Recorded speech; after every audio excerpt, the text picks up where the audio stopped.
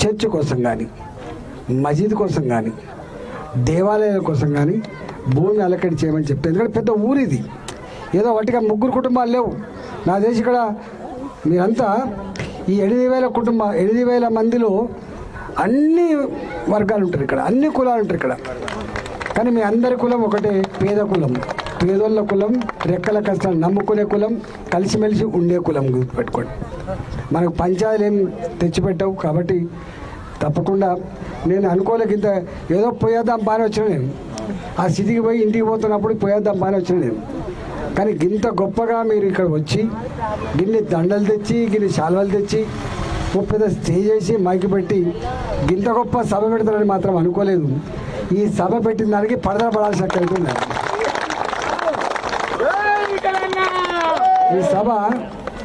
ఈ సభ పెట్టిన దానికి మీకు పడదల పడాలి. కాబట్టి తప్పకుండా దవాఖాన కూడా ఒకటి పెట్టించి ఏర్పాటు చేస్తా. ఇక్కడ ఒక అంగన్వాడీ సెంటర్ కావచ్చు. నేను ఇప్పుడే చెప్పిన మీకు, ఇదో పెద్ద గ్రామం, ఇది చిన్న గ్రామం కాదు. 8,000 గ్రామం అంటేనే 1,000, 500, 1,500 జనాభా ఉంటుంది. ఇది 8,000 జనాభా ఉన్నది, ఇది గుర్తుపెట్టుకోండి. కాబట్టి ఇంత పెద్ద ఊరికి ఈ దవాఖాన కావాల్సి ఎక్కడ ఉంటుంది, అంగన్వాడీ సెంటర్ కావాల్సి ఎక్కడ ఉంటుంది, ఏమేమి కావాలన్నా అవన్నీ ఒకటొకటిగా చేసుకుంటాం, మొదలు పెడతాం తప్పకుండా. ఎందుకంటే ఇప్పటిదాకా చెప్పండి చంద్రశేఖర్ గారు, నీ బంగ్లాకి చూస్తే నా ఇల్లు కనబడుతుంది. తెల్లారి ఇట్లా నడుచుకుంటూ పోవచ్చు నా ఇంటికి. కాబట్టి తప్పకుండా మీరు ఏ నమ్మకం, ఏ విశ్వాసంతో నా దగ్గరికి వచ్చిందో చేసి పెట్టే బాధ్యత నాది ఉంటుంది, గుర్తుపెట్టుకోండి. మీరు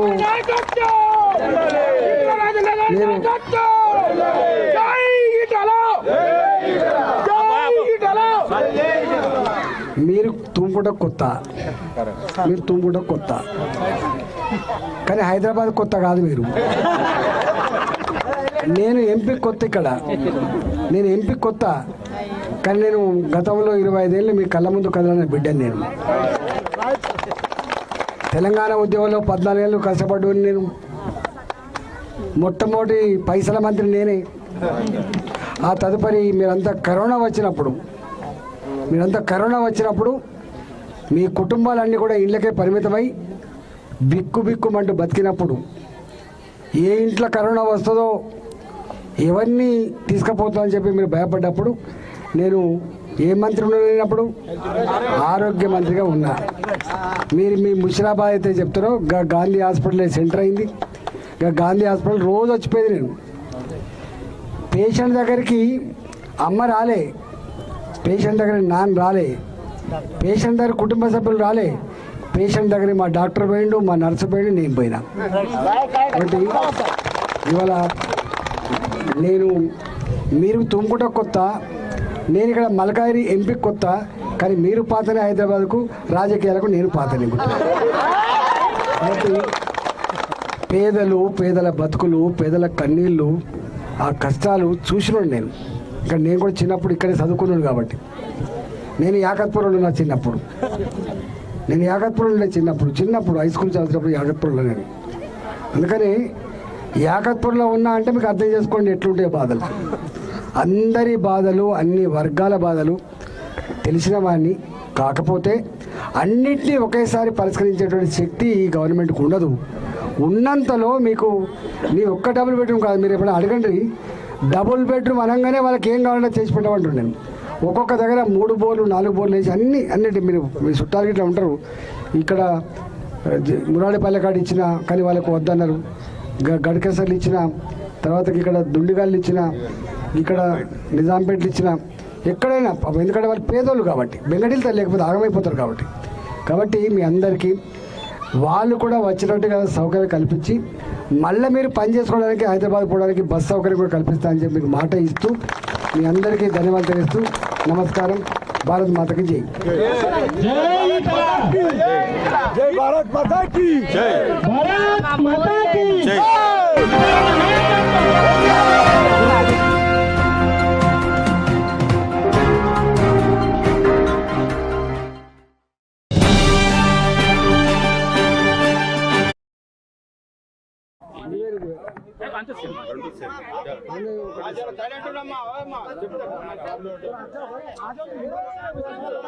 తూముకుంట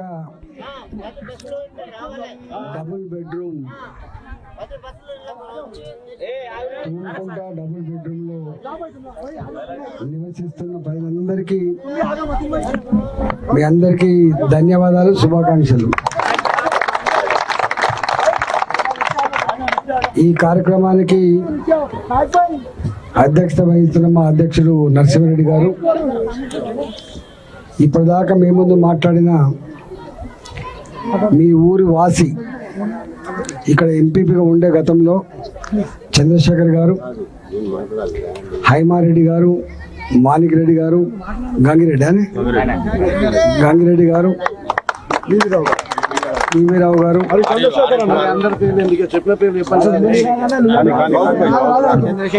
అందరికి పేరు పేరున కొంచెం 5 నిమిషాలు ఉంటే మరి ఇంతవరకు తీసుకోవద్దు. డబుల్ బెడ్రూమ్లు వచ్చిన నాడి సంబరపడ్డం. కొంచెం జరగలేదు.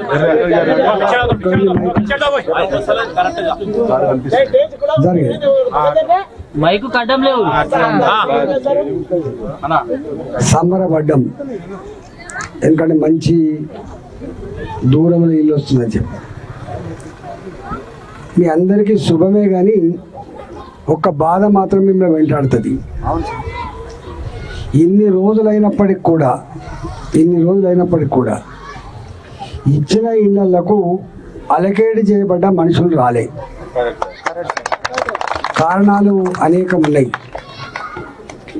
అలా ఒక కారణం తాగినీళ్ళ సమస్య సకాలంలో అందక కావచ్చు.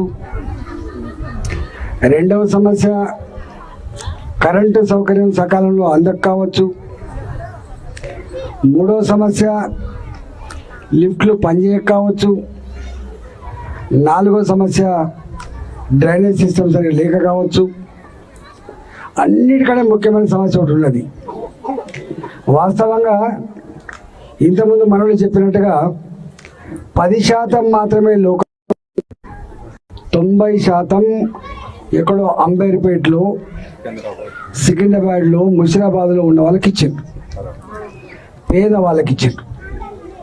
కానీ మీరంతా కూడా రెక్కాడితే కానీ డొక్కాడినే వాళ్ళు. మీరంతా ఇందులో రకరకాల పనులు చేసుకుంటున్నారు. ఆటో నడుపుకొని బతికే వాళ్ళు కొంతమంది,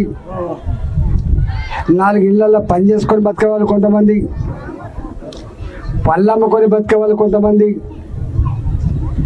కూరగాయలు అమ్ముకొని బతికే వాళ్ళు కొంతమంది, 4 షాపులలో చిన్న చిన్న నౌకరీ చేసుకొని బతికే వాళ్ళు కొంతమంది. అంటే ఒక్క మాటలో చెప్పాలంటే భార్యాభర్తలు ఇద్దరు కూడా పని చేసుకుంటే తప్ప కుటుంబాన్ని పోషించలేని కడుపీదరికంలో ఉన్న వాళ్ళు మాత్రమే వీళ్ళు. కానీ ఏమైపోయింది, తూముకుంటలో 10 అంతస్తుల డబుల్ బెడ్రూమ్ బాగానే కనబడుతుంది, కానీ మీ అందరు షిఫ్ట్ అయిపోతే ఏం చేసుకొని బతకాలనేది సమస్య. ఇక్కడ ముషిరాబాద్ ఉంది. ముషిరాబాద్ మొత్తం చేపల మార్కెట్, దాన్ని అల్లుకొని వేల మంది బతారు. సిటీలో అంటే ఇవాళ అన్నిటికంటే ఇల్లు బాగానే కనబడుతుంది, పోవచ్చు, కానీ బతుకు తెరువు ఎట్లా. అందుకనే ఇప్పటికి కూడా ఇంకా నిండకుండా ఉండడానికి కారణం ఏంటంటే, పుచ్చుకునే ఇక్కడికి షిఫ్ట్ అయిపోతే మళ్ళీ మనం ఎక్కడైతే కూరగాయలు అమ్ముకుంటాం సిటీలో, మళ్ళీ మనకి ఎక్కడైతే పళ్ళ షాప్ ఉంటుందో అక్కడ, మళ్ళీ మనం ఎవరి ఇళ్ళల్లో పని చేసుకొని బతాము, మళ్ళీ అక్కడికి పోవాల్సి వస్తుంది. అంటే ఇక్కడి నుంచి రోజు పోయి రావాలంటే సిటీలో పోవడానికి 2 గంటలు పడుతుంది, రావడానికి 2 గంటలు పడుతుంది. అందువల్ల నేను అప్పుడు ఒక మాట చెప్పిన వాళ్ళకి, డబుల్ బెడ్రూములు వినడానికి బాగానే ఉంది, చూడడానికి కూడా బాగానే ఉన్నాయి, కానీ మీరు ఒక్కటి ఆలోచిస్తలేరు. ఇంకా మీరైనా తుమ్ముకుంటూ ఉన్నారు, మీకు బస్ వస్తుంది, అక్కడ మురాడిపల్లి అని ఉంటుంది తుర్కపల్లి దగ్గర. మురాడిపల్లి ఉన్నది, మీకు మీ చుట్టాలు కూడా ఉంటారు. నేను 3 నెలలు తిరుగుతున్నా. తాగే నీళ్ళు లేవు, లైట్లు లేవు, లిఫ్ట్లు సరిగా పనిచేస్తలేవు, డ్రైనేజ్ వ్యవస్థ లేదు. సరే ఇవన్నీ లేకపోయా వచ్చి ఉంటాం కానీ మరి మాకు ఎట్లా ఉపాధి అంటున్నారు. ఉపాధి ఎట్లా అంటున్నారు. ఇవాళ డబుల్ బెడ్రూమ్లు గడికేసరి అవతల లేకపోతే ఇంకెక్కడో ఇసిరేసినట్టున్న కాడ ఏమవుతుందంటే డీసీఎంలు వచ్చో ఆటోలు వచ్చో మనుషులు ఎక్కించకపో తప్ప ఉపాధి లేని పరిస్థితులు. అది చివరికి ఎట్లా అయిపోయిందంటే ఆ ఉన్న మనుషులకు కూడా భార్యాభర్తలు పనికి పోతే చిన్నపిల్లలకి గ్యారంటీ లేదు, చిన్నపిల్లలకు భద్రత లేకుండా పోయింది. అందువల్ల సరే ఇప్పుడు నేను ఆ మాట పక్కకు పెడితే ఏది ఏమైనప్పటికీ కూడా ఇవాళ మీకున్న డ్రైనేజ్ సమస్య కావచ్చు, లిఫ్ట్ల సమస్య కావచ్చు, ఇంకా ఏమైనా తాగినీళ్ళు చక్కగా వస్తున్నాయో లేవో సంపూర్ణ వస్తున్నాయో అది కావచ్చు, మీ ఆర్టీసీ బస్ సమస్య కావచ్చు, దీని మీద చేయగలిగి తప్పకుండా చేస్తా. ఎందుకంటే అన్నిటికంటే ముఖ్యంగా విశ్వాసానికి నమ్మకానికి ఉన్నోడా లేడో తేడా ఉండదు. ఎంత గొప్పగా అనిపిస్తాడే ఇక్కడ. అంటే మేము చూస్తుంటే మీరు కులాలు వేరు కావచ్చు, మతాలు వేరు కావచ్చు, కులాలు వేరు కావచ్చు, మతాలు వేరు కావచ్చు, కానీ మీరు అందరూ గరీబోళ్ళ బిడ్డలు. మీరు గరీబోళ్ళ బిడ్డలు. మీకు వైషమ్యాలు లేవు, మీకు కొట్లాటలు ఉండవు. ఎందుకంటే మీరు అందరూ పుట్ట వచ్చినోళ్ళు కాబట్టి, అందరు పేదరికలు కాబట్టి. ఏ ఊర్లో అయినా ఇది డబుల్ బెడ్రూమ్లు అంటాను కానీ 1500 కుటుంబాలు మొత్తం వస్తే ఒక 7-8 జనాభా ఉంటుంది. ఇక్కడ 7-8 జనాభా ఉంటుంది. కుటుంబాన్ని 4 వేసుకున్నా కూడా ఒక కుటుంబంలో 5 ఉంటారు, ఒక కుటుంబం కనీసం 4 అయితే ఉంటారు. అమ్మ నాన్న 2 పిల్లలు, మళ్ళీ వాళ్ళకేమైనా ముసలు ఉంటే, మళ్ళకేమైనా వాళ్ళ చుట్టాలు వస్తే, మొత్తం మీద ఇది చిన్నపాటి మున్సిపాలిటీ. ఇది డబుల్ బెడ్రూమ్ అంటే చిన్నపాటి మున్సిపాలిటీ. ఈ చిన్నపాటి మున్సిపాలిటీకి అంటే వీళ్ళు అన్ని కులాలు ఉంటారు. చిన్న 1000 జనాభా ఉన్న గ్రామానికే, చిన్న 1000 ఉన్న గ్రామానికే ఊరికి పోగానే ఒక గుడి ఉంటుంది. అక్కడ 4 కుటుంబాలలో చిన్నపాటి మస్జిద్ అని ఉంటుంది. అంటే ప్రజలకి వాళ్ళకు ఏదైనా ఆపద వస్తే, ఏదన్నా వాళ్ళకు కష్టం వస్తే చివరికి భారం వేసుకునేది భగవంతుని మీద. అందుకని ఇవాళ ఎవరి విశ్వాసాలు వాళ్ళకు ఉంటాయి. కొంతమంది క్రిస్టియానిటీలో ఉండవచ్చు, కొంతమంది ముస్లింలుగా ఉండవచ్చు, కొంతమంది హిందువులో ఉండవచ్చు. ఎవరి విశ్వాసాలు వాళ్ళకు ఉంటాయి కాబట్టి అందరి విశ్వాసాలను కాపాడే బాధ్యత ప్రభుత్వానికి ఉంటుంది. దాంట్లో ఏం లోకం ఉండదు. కాబట్టి మీకు నేనే కలెక్టర్ గారికి పొద్దున లెటర్ రాసినా రేపు రాస్తాను. తప్పకుండా మీ విశ్వాసాలు, మీ నమ్మకాలు ఏవైతున్నాయో వాటి ఇక్కడ స్థాపించవలసిన బాధ్యత మా మీద కూడా ఉంది. కాబట్టి కలెక్టర్ గారికి ఇక్కడ ఉన్న భూమిలో ఎవరికి వాళ్ళకు జాగా అలకడి చేయమని చెప్పి తప్పకుండా రాస్తా. ఉన్నంతలో వాటి కొంత కట్టుకోవడానికి కూడా కొంత సపోర్ట్ చేసి ఏర్పాటు చేస్తా అని చెప్పి మీకు మనం చేస్తున్నాం. లేకపోతే లాస్ట్కి ఏమైందంటే ఇవి కనుక లేకపోతే ఏమవుతుంది, మనం ప్రార్థన చేసుకోం, శుచి ఉండదు, శుభ్రత ఉండదు అని చెప్పి ఫీలింగ్ ఉంటుంది. అన్నిటికీ మిక్కిలి ఎంత పని చేసినా బరకత లేదనుకుంటారు. బరకత మీరు ఎంత పని చేసినా, ఎంత గొప్పగా ఉన్నా, ఎంత బయట కథ ఉన్నా అంతిమంగా ఎక్కడో ఒక బాధిస్తుంది అంటే అరే దేవుళ్ళు లేకపోయా. కాబట్టి తప్పకుండా వాళ్ళు మీరు చెప్పిన ఆ చర్చ్ కోసం కానీ, మసీద్ కోసం కానీ, దేవాలయాల కోసం కానీ భూమి అలకడి చేయమని చెప్తే, ఎందుకంటే పెద్ద ఊరు ఇది. ఏదో వాటిగా 3 కుటుంబాలు లేవు. నా దేశం ఇక్కడ మీరంతా ఈ 8,000 మందిలో అన్ని వర్గాలు ఉంటారు ఇక్కడ, అన్ని కులాలు ఉంటారు ఇక్కడ. కానీ మీ అందరి కులం ఒకటే, పేద కులం, పేదోళ్ళ కులం, రెక్కల కష్టాలు నమ్ముకునే కులం, కలిసిమెలిసి ఉండే కులం పెట్టుకోండి. మనకు పంచాయతీలు ఏం తెచ్చిపెట్టావు. కాబట్టి తప్పకుండా నేను అనుకోలేక ఇంత ఏదో పోయేద్దాం బాగా వచ్చిన నేను ఆ స్థితికి పోయి ఇంటికి పోతున్నప్పుడు పోయేద్దాం బాగా వచ్చిన నేను. కానీ గింత గొప్పగా మీరు ఇక్కడ వచ్చి గిన్ని దండలు తెచ్చి గిన్ని శాల్వాలు తెచ్చి పెద్ద స్టేజ్ చేసి మైకి పెట్టి గింత గొప్ప సభ పెడతారని మాత్రం అనుకోలేదు. ఈ సభ పెట్టిన దానికి పడదా పడాల్సిన అవుతుంది.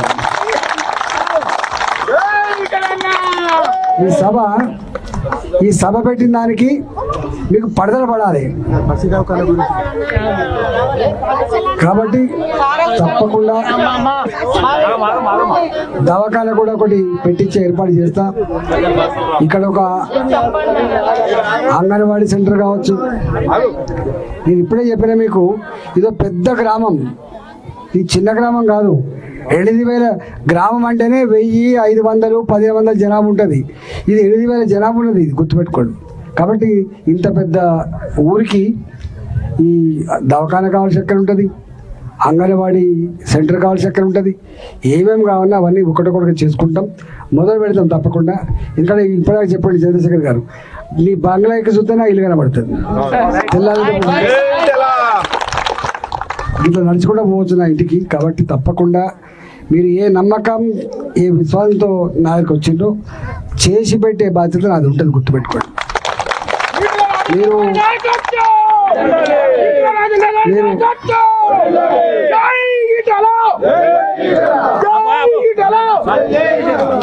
మీరు తుమ్ముట కొత్త, కానీ హైదరాబాద్ కొత్త కాదు. మీరు నేను ఎంపీ కొత్త, ఇక్కడ నేను ఎంపీ కొత్త, కానీ నేను గతంలో 25 ఏళ్ళు మీ కళ్ళ ముందు కదలన్న బిడ్డను. నేను తెలంగాణ ఉద్యమంలో 14 ఏళ్ళు కష్టపడ్డా. నేను మొట్టమొదటి పైసల మంత్రి నేనే. ఆ తదుపరి మీరంతా కరోనా వచ్చినప్పుడు మీ కుటుంబాలన్నీ కూడా ఇళ్ళకే పరిమితమై బిక్కుమంటూ బతికినప్పుడు, ఏ ఇంట్లో కరోనా వస్తుందో ఎవరిని తీసుకుపోతుందని చెప్పి మీరు భయపడ్డప్పుడు నేను ఏ మంత్రి లేనప్పుడు ఆరోగ్య మంత్రిగా ఉన్నా. మీరు మీ ముషిరాబాద్ అయితే చెప్తారో గాంధీ హాస్పిటల్ సెంటర్ అయింది. గాంధీ హాస్పిటల్ రోజు వచ్చిపోయింది. నేను పేషెంట్ దగ్గరికి అమ్మ రాలే, పేషెంట్ దగ్గర నాన్న రాలే, పేషెంట్ దగ్గర కుటుంబ సభ్యులు రాలే, పేషెంట్ దగ్గర మా డాక్టర్ పోయిండు, మా నర్సు పోయిండు, నేను పోయినా. కాబట్టి ఇవాళ మీరు తుమ్ముకుంట కొత్త, నేను ఇక్కడ మల్కాజిగిరి ఎంపీ కొత్త, కానీ మీరు పాతనే హైదరాబాద్కు రాజకీయాలకు నేను పాతనే. కాబట్టి పేదల బతుకులు, పేదల కన్నీళ్ళు, ఆ కష్టాలు చూసినాడు నేను. ఇక్కడ నేను కూడా చిన్నప్పుడు ఇక్కడే చదువుకున్నాను. కాబట్టి నేను యాకత్పూర్లో నా చిన్నప్పుడు హై స్కూల్ చదువుతున్నప్పుడు యాకత్పూర్లో నేను. అందుకని యాకత్పూర్లో ఉన్నా అంటే మీకు అర్థం చేసుకోండి ఎట్లుంటాయి బాధలు. అందరి బాధలు, అన్ని వర్గాల బాధలు తెలిసిన వాడిని. కాకపోతే అన్నిటినీ ఒకేసారి పరిష్కరించేటువంటి శక్తి ఈ గవర్నమెంట్కి ఉండదు. ఉన్నంతలో మీకు నీ ఒక్క డబుల్ బెడ్రూమ్ కాదు, మీరు ఎప్పుడైనా అడగండి. డబుల్ బెడ్రూమ్ అనగానే వాళ్ళకి ఏం కావాలంటే చేసి పెట్టమంటుండే. ఒక్కొక్క దగ్గర 3 బోర్లు 4 బోర్లు వేసి అన్నిటి మీరు మీ చుట్టాలు ఇట్లా ఉంటారు. ఇక్కడ మురాళిపల్లె కాడ ఇచ్చిన కానీ వాళ్ళకు వద్దన్నారు. గడకెసర్లు ఇచ్చిన, తర్వాత ఇక్కడ దుండిగాళ్ళు ఇచ్చిన, ఇక్కడ నిజాంపేటలు ఇచ్చిన, ఎక్కడైనా. ఎందుకంటే వాళ్ళు పేదోళ్ళు కాబట్టి, బెంగడీలు లేకపోతే ఆగమైపోతారు. కాబట్టి మీ అందరికీ వాళ్ళు కూడా వచ్చినట్టుగా సౌకర్యం కల్పించి మళ్ళీ మీరు పని చేసుకోవడానికి హైదరాబాద్ పోవడానికి బస్ సౌకర్యం కూడా కల్పిస్తానని చెప్పి మీకు మాట ఇస్తూ మీ అందరికీ ధన్యవాదాలు తెలుస్తూ నమస్కారం. భారత్ మాతకి జై. जय भारत माता की जय। भारत माता की जय।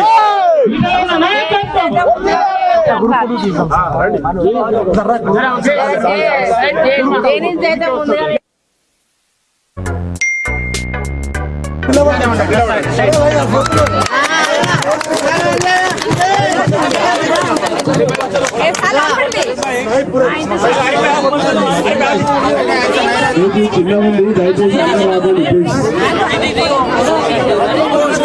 చిన్న ఉంది, ఏమనుకోవద్దు, అందరు పైకి రావద్దు.